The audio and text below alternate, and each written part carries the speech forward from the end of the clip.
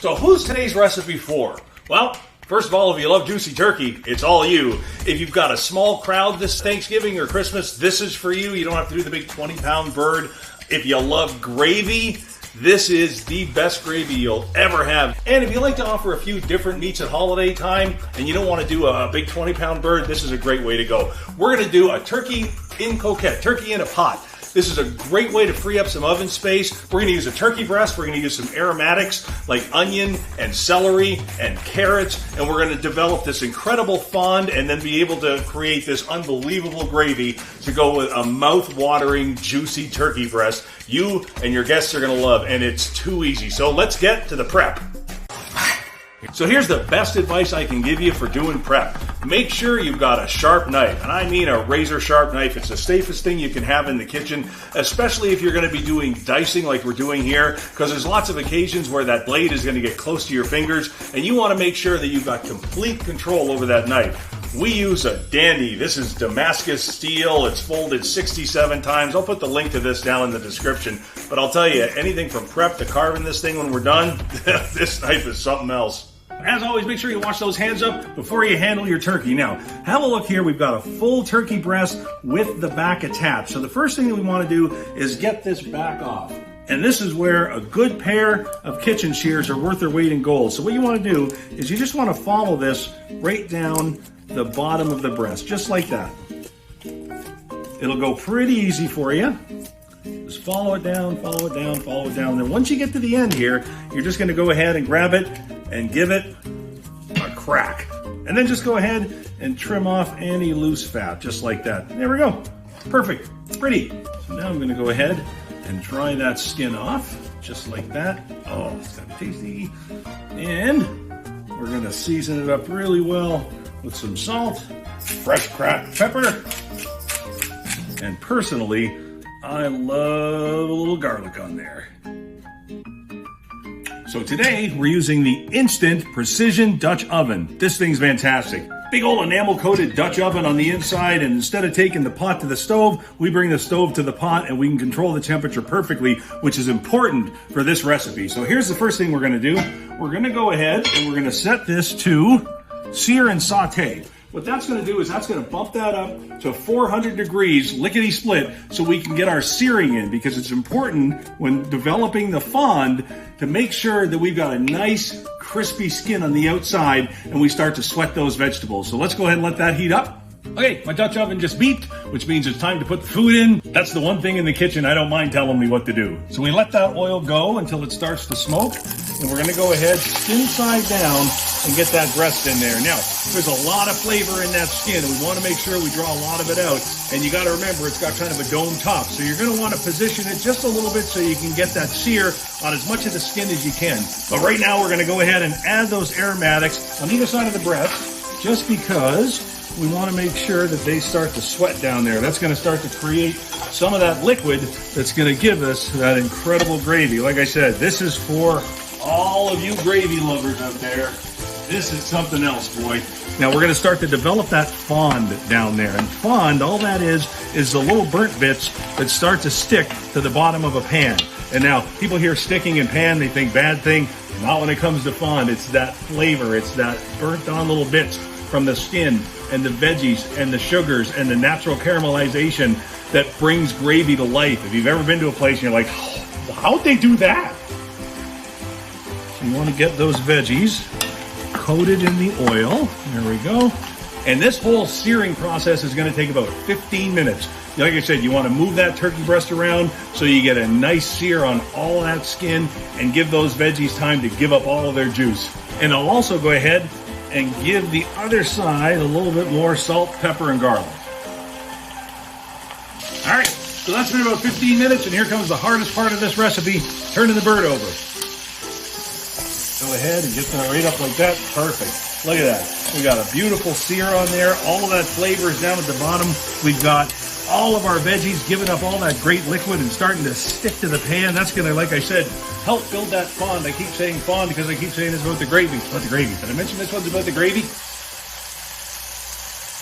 So lastly, I'm going to go ahead and add a bay leaf, some fresh thyme, and of course, rosemary. So the secret to moist, juicy turkey in Cocotte, turkey in a pot, is a heavy fitting lid. It's why we use Dutch ovens. And I love this one because instead of bringing the Dutch oven to the oven, we bring the heat source to the pan, which is brilliant. So here we go. That's a nice heavy cast iron lid, and it's gonna create that 360-degree tight seal that we're looking for. And that's what's gonna make this one of the best turkeys you've ever had, boy. We're gonna set this to manual mode. I want this at 250 degrees on the dot. And I'm gonna let this go for 90 minutes. And it really is that simple. Hit start, and we're on our way to a fantastic turkey dinner. Oh, man. And did I mention how good the gravy is? All right, so the Instant Dutch Oven has let me know that everything's all ready to go. So we're gonna go ahead and get this out of this and onto the cutting board. And of course, like everything else turkey, we wanna make sure we put a tent on there so that can finish up. And now, let's talk about that gravy. First things first, you're gonna wanna strain off all of those veggies. So let's go ahead and do that. And I can see the fond inside here. That's what's gonna help us make this gravy terrific. So here we go. So I'm gonna add that liquid right back in the pan and set my Instant Dutch Oven to sear. Give that a second to heat up. I really do love that we can do everything in one pot. That's a whole lot less dishes to do when this is all over. So now that we're starting to bubble away again, let's go ahead and add some flour right on top. Most of the liquid that's in there is fat from the turkey and the skin. So that flour is gonna stick to it. There we go, and start making that really nice roux that we're looking for. And we're gonna let that go for just a few minutes, because as that cooks down, it's gonna develop that really nice, rich, deep brown color that we want. I love that. And make sure you keep stirring it, because you wanna start pulling off all of those little burnt bits that were on the bottom that formed throughout the cooking process. That's what really adds that depth of flavor to a gravy. So now here's a secret to a smooth, lump-free gravy. You're gonna take about 4 cups of chicken stock, and the first 2 cups, you're just gonna add a little bit at a time and work it in. Little bit at a time and work it in. If you dump it all in at once, everything's gonna kind of congeal and you're gonna have a real hard time getting that nice, smooth, silky consistency that you're looking for in a gravy. So let's get that in just a little by little. Oh yeah, this is really looking good. Look at that, yum. See how silky smooth that is? Isn't that beautiful? Man, that's Grandma's gravy right there. And now you're good to just kind of get the rest all stirred in there. So what you're gonna do now is you're gonna let that cook down. So you started with about 4 cups plus whatever drippings are in there. So now for the next 10 to 15 minutes, you're just gonna kind of let this cook down, and that's where all that flavor is really gonna happen. It's gonna start to thicken up. Turkey gravy, so not too thick, and you're just gonna get that perfect consistency. By the time that's done, our turkey will be all nice and rested. Oh, what a main dish this is. You're gonna love this one. Well, I think our turkey has rested long enough. Let's have a look. So remember, this is not the crunchy skin turkey. This is the mouth-watering, juicy breast turkey. So now what we're gonna do is with a fork, we're gonna go ahead and we're gonna peel the skin back.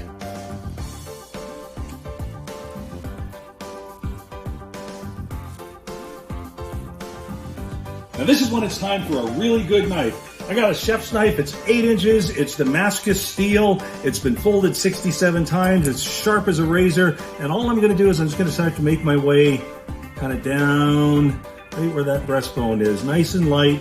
Gonna let the knife do the work. Perfect. Now let's turn it around and do the same thing over here.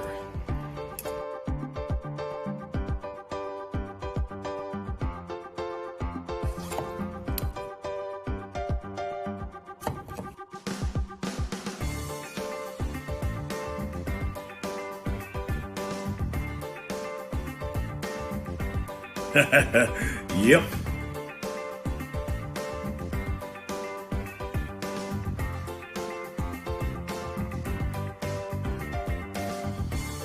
By the way, let's just pause there for a second.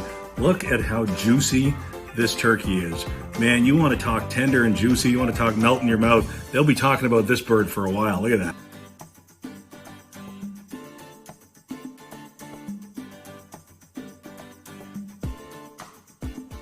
And just like that, you got a perfect main dish for all of your holiday dinners. Thanksgiving, Christmas, makes no difference at all. And don't forget that gravy. The reason we're here, man, look at that.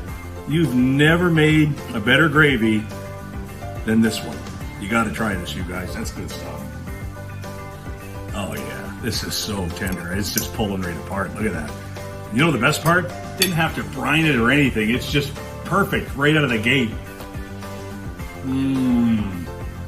Mmm.